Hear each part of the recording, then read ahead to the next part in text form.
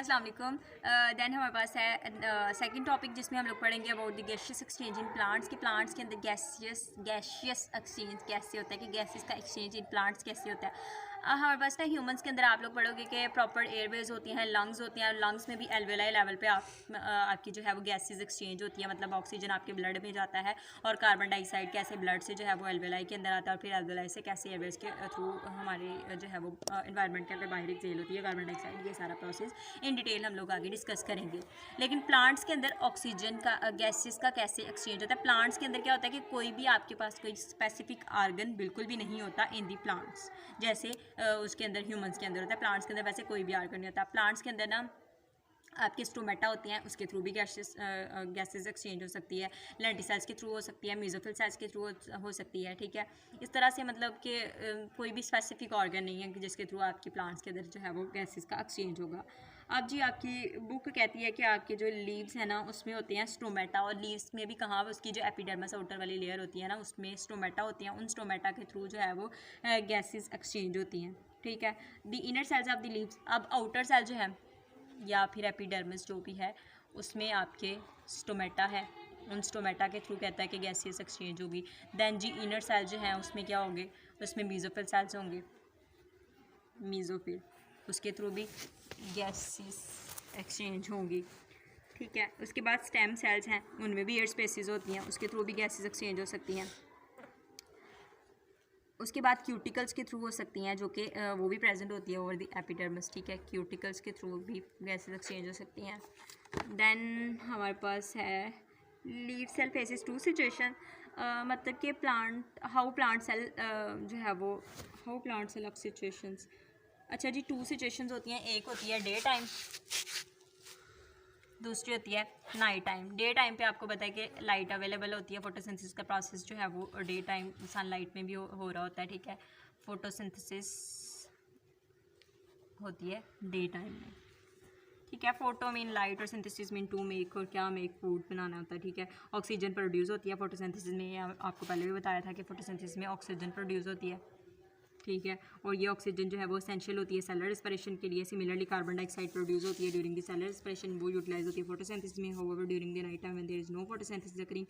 अच्छा जी, ऑक्सीजन जो है वो प्रोड्यूस होती है फोटोसिंथेसिस के प्रोसेस में, और यही ऑक्सीजन मैंने आपको फर्स्ट वीडियो में इंट्रोडक्शन में भी बताया था कि ये ऑक्सीजन जो है वो सेलर रेस्पिरेशन में यूटिलाइज होती है, और वही सेलर रेस्पिरेशन जो होती है इसने बनानी होती है कार्बन डाइऑक्साइड, वो कार्बन डाइऑक्साइड जो है वो आगे प्लांट जो है वो यूज़ कर लेता होता है। ये डे टाइम पे होता है। लेकिन जब सनलाइट नहीं होती है तो फिर क्या करता है प्लांट्स जो है वो फिर क्या करते हैं, वो कहाँ से अपनी ऑक्सीजन जो है वो कैसे सिंथेसाइज करते हैं और कैसे carbon dioxide through the seller respiration जो है वो प्रोड्यूस होती है। तो नाइट टाइम पे क्या होता है जी, हमारा जो प्लांट होता है ना वो अपने इन्वायरमेंट से ऑक्सीजन जो होती है ना उसको कैरी करता है और कार्बन डाइऑक्साइड को वो एक्सहेल करता है प्लांट। ठीक है, क्योंकि उसको रात के टाइम पे बिल्कुल भी कार्बन डाइऑक्साइड की ज़रूरत नहीं होती। इस वजह से कहा जाता है कि आपने रात के टाइम जो है वो बहुत ज़्यादा जहाँ पे दरख्त होते हैं वहाँ पे सोना नहीं चाहिए, क्योंकि सफोकेशन हो जाती है और उसकी वजह से डेथ हो जाती है। तो वो यही वजह होती है कि कार्बन डाइऑक्साइड जो है वो प्लांट्स आपके रिलीज़ कर रहे होते हैं और ऑक्सीजन को एनवायरनमेंट से कैरी कर रहे होते हैं। उसके बाद जी in woody stems and mature roots के जो हमारे पास ना ओल्ड ट्रीज़ होते हैं या जिनकी बहुत ज़्यादा वुडी स्टेम होती है, उसमें क्या होता है जी, या जिनकी मेच्योर रूट्स होती हैं उनकी भी entire surface is covered by the bark which is impervious to the gases and water there are certain. हाँ, उसमें भी पोर्स होते हैं, जो बार्क वाली सरफेस होती हैं उसमें लेंटिसेल्स होती हैं, और उन लेंटिसेल्स के थ्रू भी जो है वो गैसेज का एक्सचेंज होता है, लेंटिसेल्स।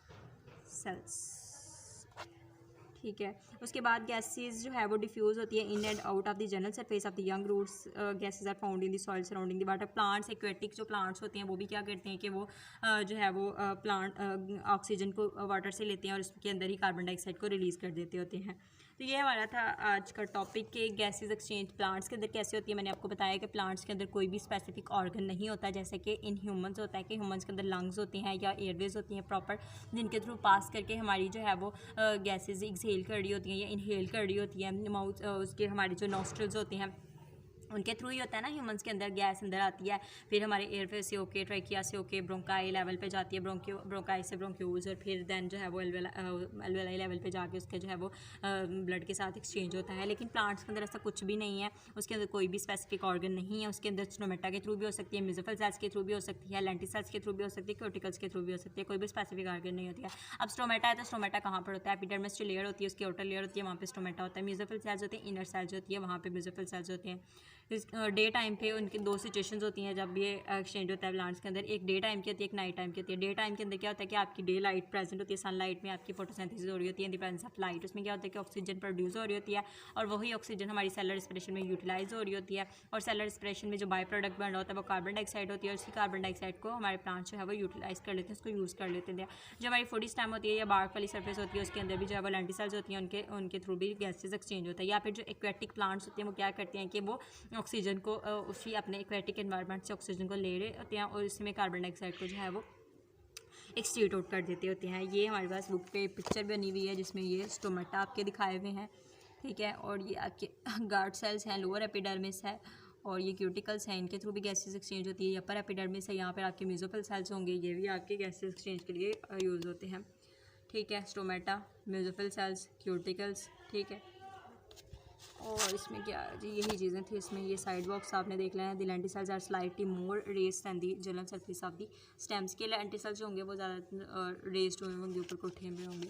उसके बाद जी एक ये साइड बॉक्स है जिसमें बताया हुआ है कि in young stems and leave some gaseous exchange also occur through the cuticle के, तो वही हो जाता है which is present over the epidermis है। Organism need energy in the form of the ATP की फॉर्म में इनको एनर्जी रिक्वायर होती है अपनी एक्टिविटीज़ परफॉर्म करने के लिए। Thank you very much.